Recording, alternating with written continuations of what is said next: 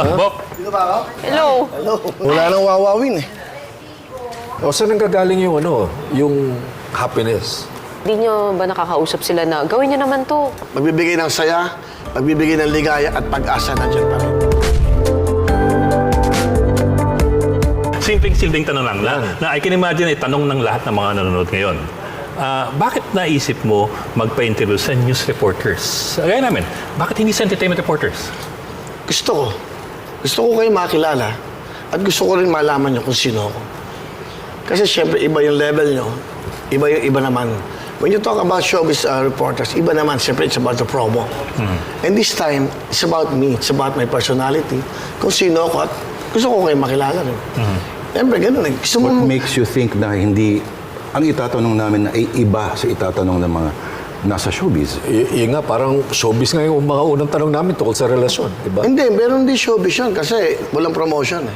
Totoo yung tinatanong niya sa akin, feelings eh. And decision making. Pero let me follow up on that. Kasi ito rin there's always the possibility, again, possibility lang na baka you want to be interviewed because you might run in 2025. Now, I know, sinagot mo yung tanong na yan dun sa interview niyo with Patrick. Yes. Pero I also saw the video clip from the January Davao rally with President Duterte. Sabi mo, kinento mo, na 3 years ago, iniyaya ka ni Duterte na tumakbo sa Senado at hindi ka pa handa nun. Pero sabi mo sa ending ng rally, sa ending ng speech mo, handa ka na. Handa na akong tumulong. Yun ang Hindi ko sinabing handa na akong tumakbo. So, Hindi, yun ang so big qualifier. difference. Handa na akong tumulong. Diba, lagi ka naman tumutulong. Lagi naman ako handang tumulong. So, that's So nung that. sinabi mo yung mga salita na yun na handa ka tumulong, hindi ibig sabihin nun o wala sa isipan mo na pumasok sa politika. So, nangyayari ngayon, paano kang papasok? Ang hirap, di ba? Awayan na awayan. Alam But mo really, na what we'd like to know, kasi madalas lumalabas yung pangalan mo, tuwing na lang may election, nandiyan ang pangalan ng Willie. Tatakbo ba to o hindi? We just want to know kung sumasagi sa isipan mo yan. We know wala ka pang desisyon, at baka nag-iba yung desisyon mo, pero naglalaro ba sa isipan mo yan? No, I'll be honest. Nanonood ako ng Senate hearing, Congress lahat. Nilalagay ko yung sarili ko, what if andyan ako? Ano magagawa ko? Pero pag nakikita kong nag-aaway at nakikita kong parang walang unity, parang napufrustrate ako. Ang sinasabi ko, pag nagkakampanya, magkakasama tayong lahat. Pag nagkakampanya, puro pangako ang ginagawa natin sa tao. Pero pag nakaposisyon ka na, nag-iiba na ang lahat. That is my opinion. Kasi ang pagserbisyo sa tao, hindi naman yung sa kampanya lang. I think it's a 24/7. Ganun talaga eh. Saka, para sa akin, ano ba ang gusto ng mga nasa politika? They have the money and of course the power. Maraming may pera, walang power. Yun ang big difference yan. Para sa akin. Ano power ko? Show. Ilang presidente, after 6 years, andyan pa rin yung wawawin. Ilang taon na ako sa noontime show, ilang taon na ako sa daily show. Ilang presidente na yung dumaan, even ang Itbulaga. So you get this power and you get this money, okay? Yung mga nasa politika, you get it from being here, doing what you're doing Yes. in entertainment. Entertainment Yun ang sinasabi mo. talaga. And you'd rather be here than in politics. Yes, kasi I'm paying my tax legally. Sobra akong magbayad ng tax. Talagang alam yan. Pwede mo ba kaming bigyan ng ballpark figure lang? Ayan. Magkano binayad mong tax itong huling taon? Well, actually, yung pinakamataas kong alam naman, nasa Pabla, sa TV Patrol yun eh. I think, andun ka pa. I think that's about 80 million a year. Yung time na yun. And now, nung nag-show ako sa GMA, I'm paying taxes, but nasa 8 million a month. Legally. Hindi mo pwedeng lokohin kasi open ka eh, sa talent fee mo eh. So, 96 million a year yun. Well, umaabot sa ganun. Kasi I produce my show. And that's part of it. Meron akong talent fee. So, hindi ko pwedeng lokohin. So, talagang nagbabayad ako. There are some people na who talk to you, ba't ka magbabayad? Gagamit lang. Hindi naman ako accountable sa kasalanan nila eh. Saka ayoko na papadala ko ng subpoena na ba't di ka nagbayad? So, at least wala ako. I can sleep. Di ba? Ang peace of mind meron ako. Balikan ko lang yung nabanggit ko kanina doon sa rally sa Davao. Tama ka, ang sabi mo nga handa ka na at ang pahabol mo gumawa ng kabutihan at tumulong sa mga babayan.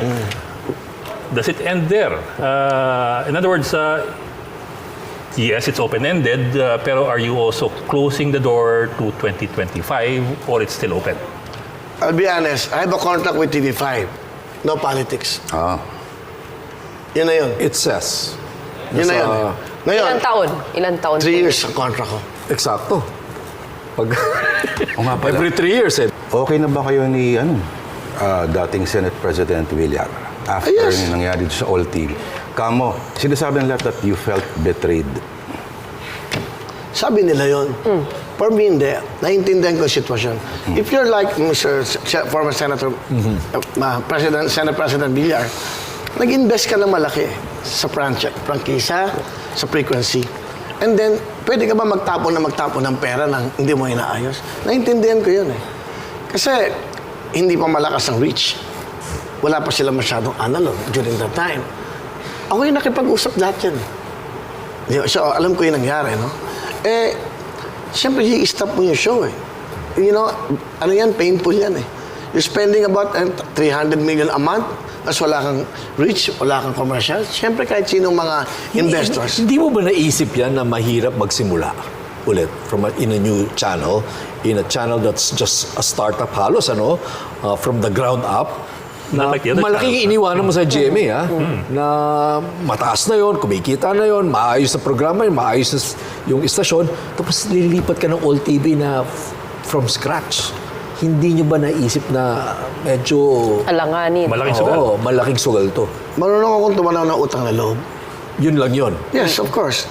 Natulungan ako ni Senator Villar. Nagkaroon ako ng Will Tower. Hindi ka makahindi kay Senator Villar. Hindi naman. Gusto kong tumulong.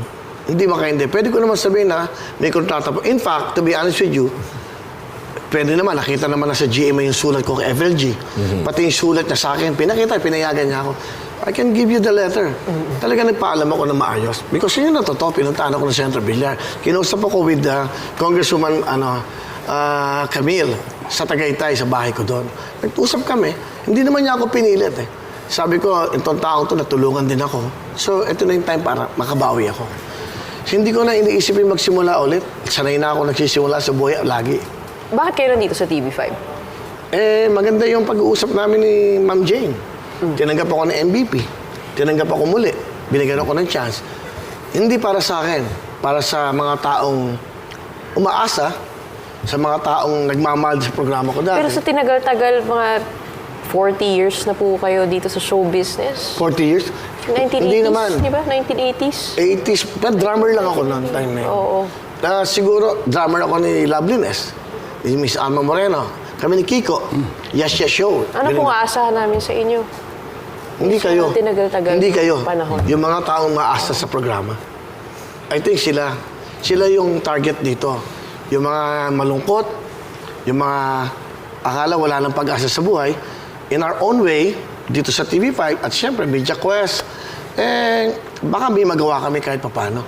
In fact, to be honest with you, during that time, na bago ako mag-GMA, di ba ako dito 2010,